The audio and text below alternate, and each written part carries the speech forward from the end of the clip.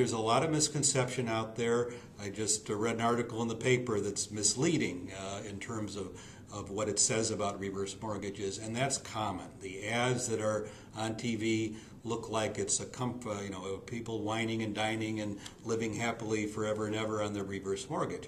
Well, you get a significant amount of money with a reverse mortgage, but the question mark for the individuals is, will that make you comfortable for the rest of your life, or as long as you plan on living in the home? And the answer, again, is very individual and can be complicated. There are protections built into the rules about reverse mortgages now, but frankly, not everything is well enforced by the federal government. And there are some new regulations coming that will add to the protections. The counseling that's required is designed to be a safeguard for the senior, and when the counseling is excellent, it does that job very well. Clients that I counsel are going to hear all the important information about possible frauds or scams, going to hear about all the ins and outs of it. And the counseling is required of everybody that gets a reverse mortgage. Now, unfortunately, the problem is a great number of reverse mortgage counselors are terrible. And although it's not supposed to be that way, HUD does not enforce its own rules to date. If the counselor is not spending at least an hour, more likely an hour and a half with you, discussing all the ins and outs of this, they are not doing a good job. We've heard of counseling taking place in 10 minutes over the telephone. That is scary. It angers me that HUD has not enforced its own rules and allows that to take place. In some cases, I know that lenders quite unethically, improperly say, call this agency and circle that agency. It might be the brief counseling over the telephone that they're referring people to. And while it's improper, we know that it occurs.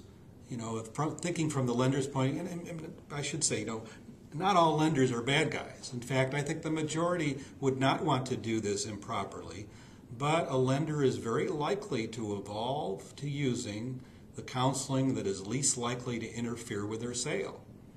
Such counseling would be brief, quick, get the thing done, close my sale. Anybody in sales knows that the longer the time is going out, the less likely you are to close your sale.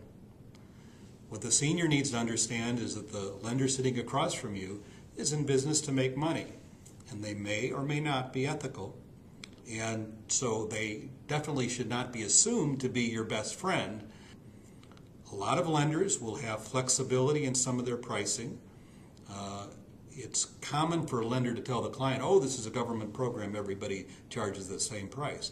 That couldn't be further from the truth. These are competitors, these are private lenders competing for your business. The good thing is there are lots of lenders competing for your business. You have a choice of hundreds and hundreds of lenders who might sell you this product.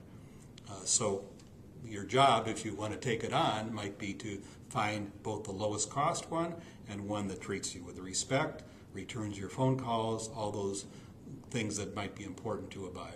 One should guard strongly against or be very cautious about somebody who suggests to you at all that you should go out and get a reverse mortgage in order to buy what they're selling. So be very careful about that. There have been some lenders closed down, a couple I should say that I'm aware of, that were closed down because they were hooking up with a home repair firm, charging excessive prices on the home repairs, using a reverse mortgage to fund those things. So there are a lot of bad guys out there, not a relatively large number, but they are out there. Unfortunately, it's still a buyer beware world. There's a lot of regulations built into the reverse mortgage, but it's not a substitute for people protecting themselves, reading what they sign, and just the general advice about any contracts.